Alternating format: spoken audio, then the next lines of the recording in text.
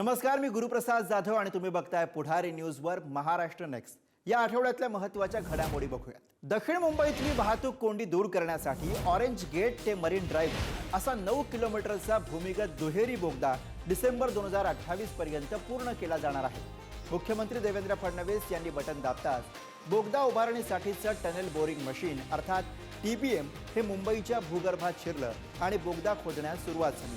यावेळी उपमुख्यमंत्री एकनाथ शिंदे सुद्धा उपस्थित होते। डोंबिवलीमध्ये क्रीडा संकुलाचं भूमिपूजन उपमुख्यमंत्री एकनाथ शिंदे यांच्या हस्ते झालं। MIDCच्या निधीतून क्रीडा संकुल पुनर्विकासाचा आधुनिक प्रकल्प राबवण्यात येतोय। त्यामध्ये 25,000 चौरस मीटर क्षेत्रफळाची बहुमजली इमारत उभारली जाणार आहे। आंतरराष्ट्रीय मानकांचा जलतरण तलाव, पार्किंगची सोय, इंडोर क्रीडा संकुलात yoga, gymnasium, badminton, table tennis, karate, martial art, judo, squash, snooker, shooting range, gymnastic अशा विविध क्रीडा प्रकारांसाठी अत्याधुनिक सोयी उपलब्ध असतील। कधी नावं इथं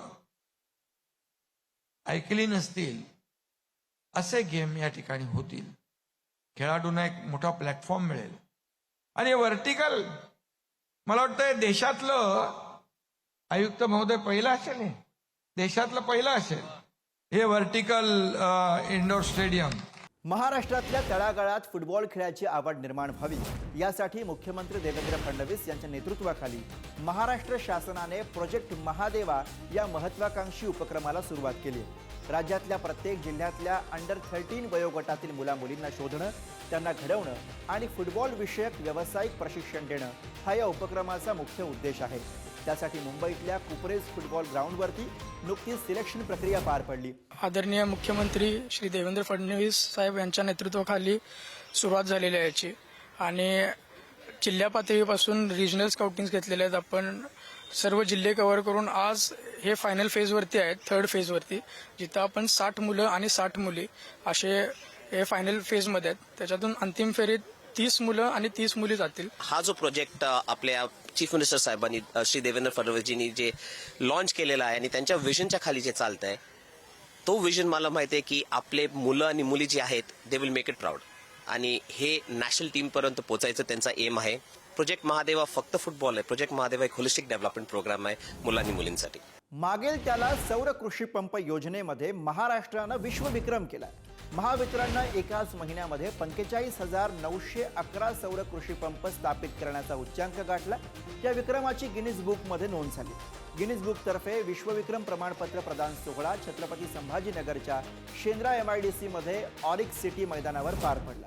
आज अशी स्थिती आहे की दरवर्षी 20-25 हजार पंप लावणारा महाराष्ट्र एका महिन्यामध्ये 45,911 पंप हे या ठिकाणी लावू शकला आणि Guinness book of world record मध्ये याची नोंद झाली। खऱ्या अर्थानं हे ट्रान्सफॉर्मेशन आपण बघितलं पाहिजे। मुख्यमंत्री देवेंद्र फडणवीस यांच्या महायुती सरकारला नुकतंच 1 वर्ष पूर्ण झालं। या वर्षपूर्तीनिमित्त मुख्यमंत्री देवेंद्र फडणवीस यांनी अनाथ मुलांसोबत संवाद साधला। अनाथ मुलांसाठी 1% आरक्षण देण्याबाबतचा निर्णय देवेंद्र फडणवीस यांनीच घेतला होता। त्यामुळे अनेक अनाथ मुलांना सरकारी योजनांचा लाभ झाला। यावेळी अनाथ मुलांशी संवाद साधताना मुख्यमंत्री भाऊक झाले। समजा एखादा व्यक्ती जो सामाजिक दृष्ट्या मागासलेला आहे, याच्या सामाजिक मागासलेपणाला आपण 5 मार्क दिले तर जो अनाथ आहे आणि मागासलेला आहे त्याला 7 द्यावे लागतील, जो दिव्यांग आहे त्याला 9 द्यावे लागतील, तरच आपण संधीची समानता आणू शकू। आणि म्हणून हेच तत्व स्वीकारून आपण एक समांतर आरक्षणाची या ठिकाणी व्यवस्था केली आणि 1% हे आरक्षण दिलं। डॉक्टर बाबासाहेब आंबेडकर यांच्या 69व्या महापरिनिर्वाण दिनानिमित्त आयोजित केलेल्या अभिवादन कार्यक्रमात मुख्यमंत्र्यांनी बाबासाहेबांच्या कार्याचा गौरव केला। राज्यपाल आचार्य देवव्रत, उपमुख्यमंत्री एकनाथ शिंदे आणि अन्य मान्यवर यावेळी उपस्थित होते। पुढच्या महापरिनिर्वाण दिनानिमित्त डॉक्टर आंबेडकरांच्या इंदू मिलमधील स्मारकाचं काम पूर्ण होईल असंही यावेळी मुख्यमंत्री म्हणाले।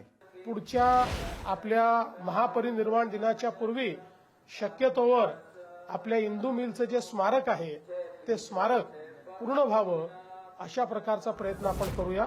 राज्य शासनाच्या सांस्कृतिक कार्य विभागामार्फत संविधान अमृत महोत्सवी वर्षानिमित्त डिजिटल संविधान चित्ररथ तयार करण्यात आला आहे। या चित्ररथाचं नुकतंच मुख्यमंत्री देवेंद्र फडणवीस यांच्या हस्ते प्रभादेवी इथल्या रवींद्र नाट्य मंदिराच्या प्रांगणामध्ये उद्घाटन झालं.